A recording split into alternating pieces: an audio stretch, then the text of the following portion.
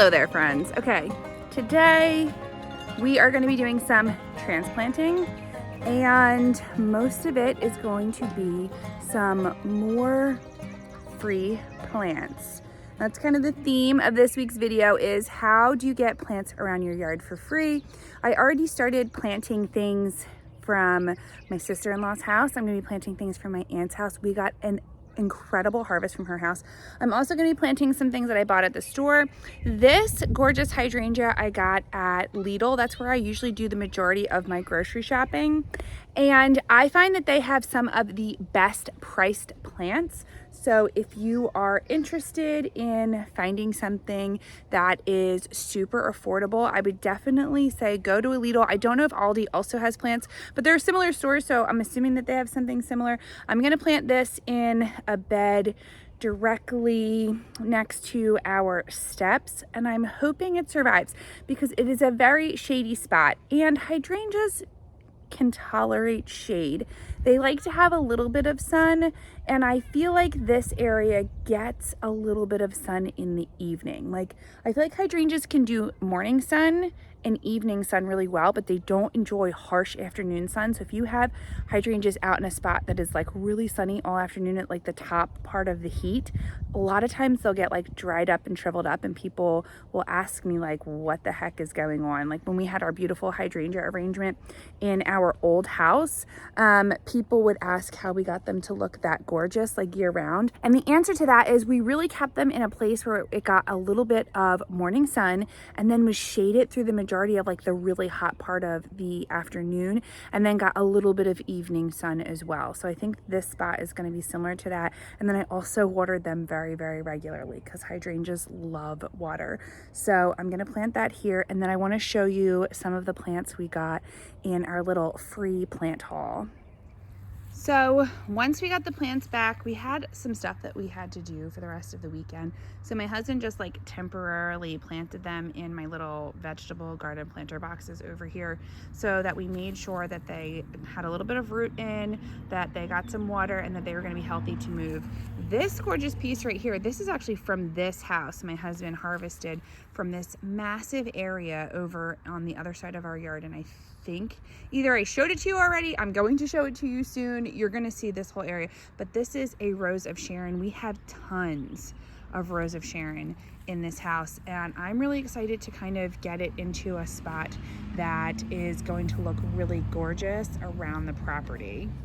Along with the Rose of Sharon, we also got some hostas, and then back here is some echinacea or purple coneflower. I'm excited to get that in. And then over here we also have some really gorgeous peonies. I have them here, here, here. We have some white peonies, pink peonies, a whole bunch of stuff. I think it's going to look so lovely all around the yard. I love peonies. And then over here we grabbed some hellebores as well. I love hellebores. They're kind of done for this season, so you can either harvest these pre-season or post-season.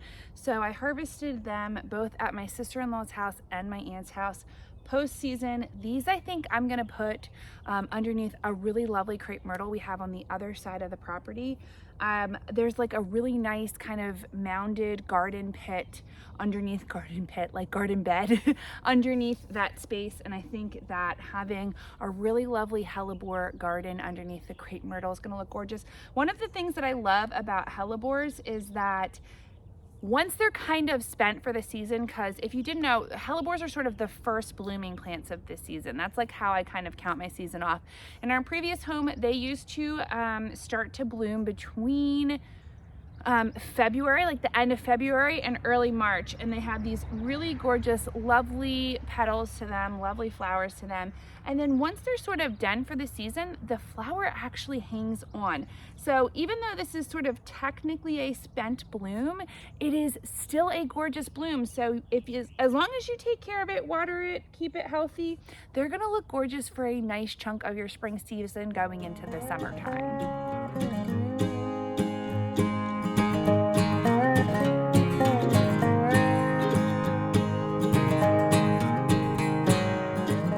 As I mentioned earlier, this gorgeous hydrangea is from Lidl, and that's one of my favorite places to get affordable plants. Is a more discount style grocery store. I think Aldi might also sell plants as well, but Lidl has some gorgeous plants, and I believe I picked up this hydrangea for only $9.99. They're usually quite more expensive if you go to a Home Depot or a store like that, so I was really excited to grab this beauty and put it in the ground. I also made sure not to get the mulch too close to the root ball, just so that it had some space to absorb water and not get drowned out by all of that mulch.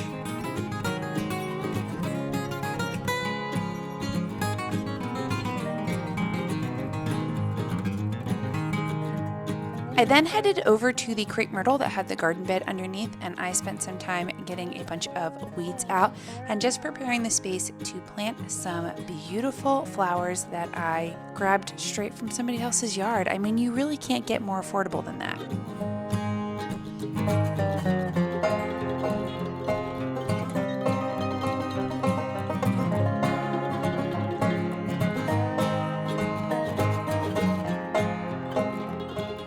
I have gotten all the weeds out of this bed. It really is like the perfect shaped garden bed, so I think this is going to look really lovely once I have it planted up with a couple of things that's going to kind of accent the crepe myrtle, and then have it all mulched in. I'm going to try to mulch today as well. But I have a quick question for everyone. I also asked this on my Instagram, so if you're not following me over there, it's just at Comfortable Spaces. Go check it out and give me a follow. But I have these plants here that are, I don't know. They look like plants. What I don't know is if they're kind of like a weed-esque plant, or if there's something that is actually worth keeping. They sort of look like a sweet pea, so that is what my guess is at the moment. I'm letting them go for now. This is how I function with like having new plants in different areas, is I let them go until they look like they're really not supposed to be there, or they're like just a little bit too much, too invasive or whatever it might be. So I'm gonna let them go for a little bit. If they don't bloom, if they don't flower, then I'm gonna rip them out. But I'd love to know, if you happen to know what they are, let me know in the comments below, because I'm dying to know if they're like worth keeping or not.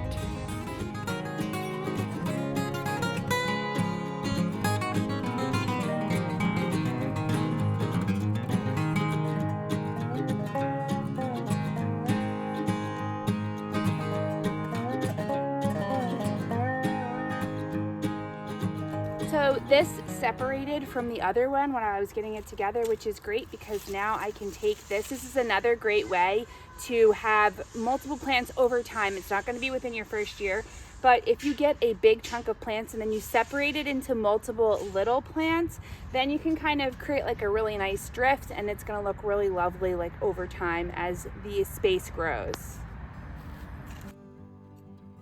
Now, like I said, I did end up splitting these hellebores actually into 3 different plants. So I had a very nice, fun, small drift here in this garden bed, and eventually I went back and I planted some of the peonies in this space as well. So I think this entire area is going to look really lovely next spring. Sometimes when you are getting those affordable plants that you have gotten from somebody else's yard, you've harvested from somebody else's yard, or maybe your own backyard, and you're just propagating to a new area, a lot of the times you're going to have to wait maybe a full season to get the really larger size and beautiful blooms that you're looking for. But it is so worth it in my opinion, because I was able to receive over 40 plants between our yard, my sister-in-law's yard, my aunt's yard, that really filled in this space and is going to make this garden look so mature and lovely as we continue on over the years. Once I was finished getting everything planted, I went to our huge mulch pile that we have of cedar mulch, and I finished getting this all done up. And I really love how much more tailored and beautiful this space looks. I haven't fully mulched all the way around, although this will be completed, because I really think those are weeds.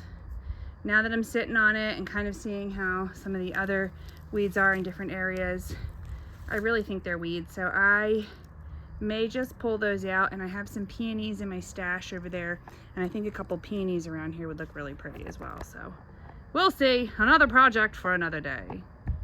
Whoo, doggy. The sun is getting up there. It's like 11:30 in the morning at this point. Okay, so this is the bed area that I cleaned out in the fall, and it is coming back to life. And I'm not sure we want to keep everything that's in here, the things that are coming back to life. There's a bunch of stuff that I know for certain I'm going to start pulling out because they're definitely weeds. Then there are some, we can tell from like the foliage on this far tree line that some of it is just trees that have like reseeded over here. And I think I want to take them out and move them maybe down to like where the old pool was and kind of have something really lovely around that. I want to have like a really nice shady spot down there because we moved our old outdoor table down there as well. So you can kind of go down and hang out and relax. It's really lovely. The kids love to play. It's like kind of a huge sand pit down there, so they love to play in that. That's always fun for them, so I can sit down and relax. So I'd like to plant either some really lovely, like I said, we had some Rose of Sharon, plant some Rose of Sharon along there, something that will grow into a nice tree. We talked about putting a dogwood in. We had a dogwood at the old house and we loved that. So putting something like that over there. Eventually, my big plan, I don't know if I've talked about this on the channel yet, but eventually my big plan is to have all of that excavated out professionally and to get a pond put in. I think that'll look really, really lovely. That's a couple years in the making, but I want to start to cultivate a really welcoming space down there so that I can have some really nice mature plants in a couple of years. But I say all that to say I'm going to work on pulling some of the weeds out here, and then I think I'm going to put the echinacea in this far bed. It gets a decent amount of shade and I think it will look really lovely. There are some Rose of Sharon growing there already, so I think the Rose of Sharon and the echinacea together are going to look really beautiful.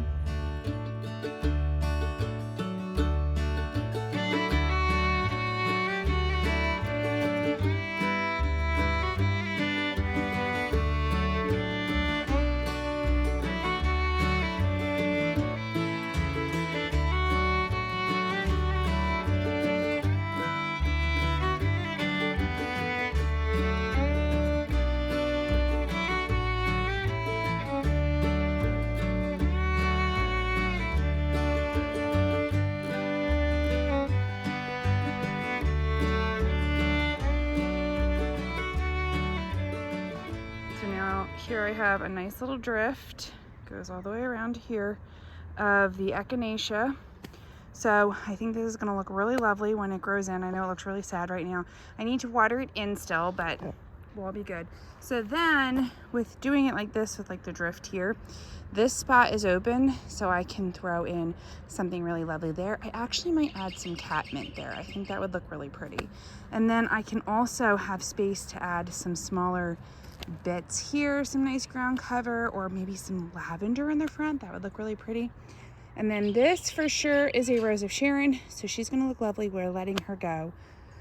All of these up here, we really don't know what they are, so that is going to be some time, I guess. We're going to let it grow for a little bit. If it doesn't work or it needs to move, we will do all of that. This is definitely a tree.